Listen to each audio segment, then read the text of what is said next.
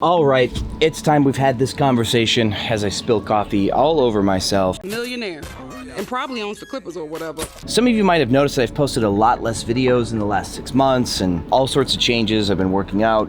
Well, truth is I quit hosting on Airbnb. Like, I just said peace and I left, like kind of like a year ago. And it was a necessary step for my growth and the growth of everyone else around me. And I think I'm gonna explain to you so you can understand really my logic behind this. A lot of you are gonna get caught up in your place in life. You know, as a business owner, Airbnb host, otherwise, you're stuck. And at one point it's just not worth it and you need to make a change. So here's why I made a change and I quit my Airbnb business. I'm not just giving one Airbnb away, I'm actually giving away another. Welcome back, family. So I mean this video to be as much of a leadership and business strategy video as much as I do mean it to be a mindset video. We're in a world of like tactical tips where I give you advice on what to do when a situation happens most frequently, but we leave behind some of the bigger picture stuff. And that's why I think this video is extremely important if you are an Airbnb host, short-term rental operator, or even just a small business owner that wants to grow. So I've been in the game for over 7 years now, and I've been teaching how to run short-term rentals on YouTube for over 5. And a little over 3 years ago, I hired Haley, who's my third manager in the business, and she's just taken off. She's done so well, and there's been a ton of growth ever since. We're now in 10 cities, over 120 doors, like pre-committed on leases up to 170 doors, so we'll be doing a lot of growing here in the near future. And all that is well and good, but there comes a point where me, the person that's in the business, the person that started the business, the person that runs it, the ego of the business needs to get out. If that person doesn't get out, then they will create toxicity in the workspace because now all of the new people that they've hired to grow the business, that they trust to grow the business, they'll start to have different beliefs and visions than the original business owner. And most people won't do things out of fear that they'll upset that OG owner type. So I had to get out of the business. But to get out of the business and then work on the business, which is advice everybody gives, isn't good enough. So the whole don't work in, work on, sure, that's a start, but you need to abdicate all the way. You need to know that if you truly disappeared for 6 months or a year, that the business would survive without you, and you can find out what will break in your absence and then really truly work on it. If you're there actively working on the business, you are still a leg of the stool and you're propping the business up. So I'm in Tulum. Spent 2 weeks traveling in a bus that I just bought that I'm turning into an Airbnb, content on that coming soon. I've been traveling with friends to the Bahamas, went to see the redwoods. I've been throwing really fun little parties, including my birthday party. And I've really just been focused on staying out of the way. And this was even hard for Haley to understand, but she's starting to come around to the concept, I believe. Because she came to me one day and she said, you just don't care about your company. I'm like, no, it's actually precisely that I care about my company, that I am out of it. And my vision for us is not only I, but Haley one day to be a co-owner of the business on a board of advisors, meeting quarterly with the C-level of executives, telling them what to do. If you don't have that as your target, then you'll never get there. And even if you have it as your target, if you don't make the right steps, you still won't get there. A lot of people toil within the business. They're technicians. They do their own housekeeping, they do their own customer service, and that's okay. You need to really know what you're doing before you start hiring other people to do things for you. But then moving up into management, right? Starting to lead your housekeeping teams, lead your customer service agents, lead your maintenance people, lead anybody who does inventory control or resolutions. All these different parts of the business start to bubble up, and somebody has to lead those people. Now, you're a people person, but internally, not customer service, and that is a shift that a lot of people have a hard time making because that is where you start to trust people, you start to delegate stuff out, and now you're really starting to leverage. And leverage is the core of this game. If you have one property, you really have no leverage. But if you have 10, 20, 30, 50, 100 properties, now you're leveraging one set of websites to get all sorts of customers. You have one customer service agent that can talk to 20 or 30 customers at the same time. Housekeepers can clean multiple homes, many a week, and now you're starting to get that leverage that you need to grow and scale and automate and get out. But this is the part where a lot of you screw up. It's the ego, right? Even if you're able to trust and delegate, even if you're able to step aside while other people do the work, you're not able to disappear. You still want your face there. You still want to be at the front of the line waving, saying, hi, this is all me, I built this, don't you love it? And you can't do that because if you don't get out of the way and let the people you hire start to love what they do, start to see their legacy in your business, they won't ever grow the business like it's their own. The fact that you're there trying to soak up all the sun is the reason why your people do trash work at times. The reason why you have poor turnover and people quit. The reason why your management never actually truly works autonomously and does what it takes to get something done, they keep turning to you when things get tough, because they're just as afraid of you as they are afraid of the problem that they're presented with. So yes, I quit my job. I told the business, I can't work for you anymore. I don't want to see you ever again, pretty much in large. And I disappear for months at a time. And I still own my business. My 120 properties are still making me millions a year. I didn't have to sell my company when I quit. And that's one thing I want you all to understand is you can truly make a passive business in this space if you do it right. There are a couple previous videos that you should watch if you're ambitious to do the same thing. I've got a video called The 7 Parts of an Airbnb Business. I've got 10 tips for beginners. I think everybody should watch that one. What it takes to be an Airbnb host. I've got a video on that. Then of course I've got all your tactical stuff, like how to negotiate with landlords, how to do housekeeping. Haley did a video on her cleaning caddy. Super important if you have housekeepers going door to door to door to do all the cleanings and you pay them by the hour and pay for their cleaning supplies. Very important video. We talk about photography and we talk about furnishing and interior design. We talk about it all. So we cover all the tactics. But if you're truly interested in making this work big time and going passive, you really need to start studying as a business owner and really get inside your own head, not even just the head of your people that you lead, but you need to get inside your own head. So there's a couple books that I like. One is Critical Business Skills for Success.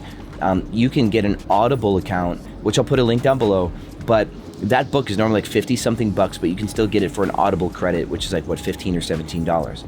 It's a 32-ish hour book, and it covers all aspects of business in general, and you need to know business if you're going to be in this space, guys. It's not real estate. We are not in real estate. Servicing customers that sleep in a bed is not real estate. It's hospitality. Then there's books like The Leadership Pipeline. It'll help you understand those changes as you get up into upper management and start to be a CEO running a company and getting out of the business. That's a great book. Multipliers is a great book about leading people and making people better than they were without you or without their coworkers. And then there's one called Leadership and Self-Deception. When you're at the very top of a dog pile, people will tell you the truth.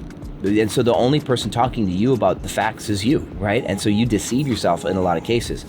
The way you treat people, you might think you're doing it right, but you're probably doing it wrong. So it's also a great book to read. I think a stumbling block that a lot of you will reach that I almost got caught up at one point in my previous world in sales was this I've arrived mentality. You might think that 10 or 15 or 20 doors is enough. For you, that might be true. But if you want to automate this business to not do anything, what you care about no longer matters. Your opinion is shite. You don't get to choose how big this company gets to grow. So you need to build this business to truly be owned by your leadership team, management team, and however many doors they want to run, what their vision is, what their future is, that's what matters. So even though you feel like you've arrived, you're the big dog, you can take time off, well, you suck is the truth. Now that you no longer work in the business, you don't get to have a say. And you should just kind of accept that, eat some humble pie and get out the way. Ask your people what they want. Ask them what cities do they want to have Airbnb properties in. Ask them how big they want to be by what time. Ask them how they want this company to look when it's older, what visions of the future that they have. And ask them what part they want to play in that growth. And then hold them accountable, nurture them, and coach them. So what can you win when you do something like this? Well, now that I have all of the time in the world, I could be a glutton for my free time and just do nothing important. But I have used it constructively. I've spent a lot of time with my students, and I have a lot of time for my students because I'm not working on my business, and that's been really cool. I've also gotten into all the hobbies I've ever wanted to get into. I'm obviously traveling a ton, which matters to me. I'm spending this whole year going to as many music festivals as I can go to, stuff like that. But even further than all the recreational stuff, if I think we have an opportunity that I want to go check on, I can go check on it, right? So now I'm in Tulum, and I'm going to Mexico City, and I'm looking at apartment complexes, and I'm trying to understand the market, how the market's going to behave through the bear market we're entering into, how real estate in Mexico is going to behave, and if there are any good deals, which means I'm now stepping into potentially syndicating multifamily and then turning them into short-term rental properties. I'm like, what would I want to do? I want to expand into third world countries like I told you I would at the beginning of the year. And I realized probably the easiest way to do that is to punch a hole in the real estate market and have investors buy properties where I would like to Airbnb, just because of my clout. So I'm going to do that. This will allow us to start operating Airbnbs in what I believe to be markets that are going to be a little bit more sturdy through the US recession and allow us to diversify our portfolio just in case. And that's going to be super cool. And of course, the fringe benefits are I get an excuse to go to Mexico or go to Colombia or stuff like that whenever I want to, because I can say it's for business, right? So you get some benefits there too. That I think is probably the coolest part of this, is because you get out of the business and you quit for a while, which I've been completely out of my own business for months and months and months. And now, if I decide to step back in, it's to build something new that doesn't exist in the business yet, right? Haley and stuff, they're doing everything that they're doing great. They're also innovating and coming up with new stuff on their own. But in this sector, where can we pick up new properties? What creative ways can we acquire those properties? I'll be better suited to make those moves based on my personal experience and my network. So after maybe a couple months, 3 months, 4 months blitz of acquiring apartment complexes by syndicating, the money, getting the deal, getting it furnished, putting it on Airbnb, hiring local housekeepers, and then, wash, rinse, repeat, we could pick up 50, 100 doors of owned real estate in multiple third world countries and just have just a really cool auxiliary portfolio. And then again, I will quit and get out the way and let everybody run it, because it's not supposed to be about me. I can step in for my people, for the legacy of the company, and take my ego with me when I leave. And I think that's really what I want you guys to really focus on. And I'll give you a story about when I was homeless as like a final little tip. I started a teeth whitening sales business that got me out of homelessness. I had a client screw me over. They bounced a $10,000 check to me, put me like $4,000 negative in the bank. I couldn't make my rent payment, couldn't make my car payments. Like everything just kind of fell apart over the course of a year. So I'm selling these teeth whitening boxes where I'm doing like a quick demonstration with somebody, like here's how the peroxide in the kit works, here's the teeth whitening the tray that you need to use, and here's how it works, and like you can do it at home, and let me give you like a Q&A thing and charge your credit card on the spot, send you on the way with the box. What was cool about this way that I was selling teeth whitening kits is I could have very fast transactions where most teeth whitening service companies were sitting people down and doing whitenings with these lights, like in a mall or something like that.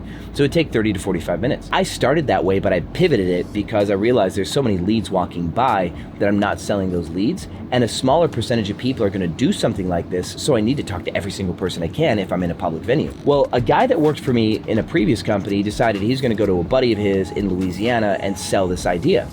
And so what they did is they got an investor, they rented a spot at the mall, they bought the lights, bought the gel, and did the stuff in the mall. Now, they had enough lights at the mall to probably grind out some revenue, but the main mistake that they made that caused this whole thing to come crashing down, and they went out of business while I'm selling these little teeth whitening kits, like but with a pop-up at a Walgreens, right? I'm at a grocery store or at a pharmacy, popping up a little table and selling these kits like very like guerrilla marketing style. Their fancy business went out because the owner of the business had business cards that said CEO on it, and as people are walking by and he's talking to people, he's handing them his card saying that he's the owner, CEO. Full of ego, chest puffed out, I own this thing. Now what happened there is all the people that saw him, all the potential customers, saw him and his setup, judged him, whether or not they liked him or thought he was a cool enough CEO, whether or not he had the executive presence to be one, and they either did or did not do business with him based on how they judged him. He defined his whole company. CEO is above everything. So if you tell somebody that you own your business and they look at you and they're not impressed, they're going to assume that your business sucks. But when I was selling these kits at that Walgreens, I told people I was a marketing rep. So I was the owner, but the position that I was filling at the moment in time, the position that someone would be paid to do, that role I was in, was the marketing rep. So when I said, hey, I'm a marketing rep for the company, I was also not only just CEO, but also marketing rep for the company. And so when somebody saw me, super excitable, loved the product, decently charming, like full of product knowledge or whatever, they were impressed by somebody who seemed to be more at the bottom of the ladder of the company, so they would do business with the bigger company because they could only assume that the company was so much more than me. The company needs to be so much more than you if you're going to be successful running a business at all. And this applies squarely to your business in hospitality with Airbnb short-term rental. Hopefully you took a stop and watched this video. If you watched it all the way through, I love you. This is the stuff that really is valuable that a lot of people won't share because it doesn't really perform well on YouTube. So if you liked the video, give it a bump by liking it, and leave me a comment. Tell me a story. I'm here to hear about you guys too. Thank you so much for watching this video, and I'll see you on the other side.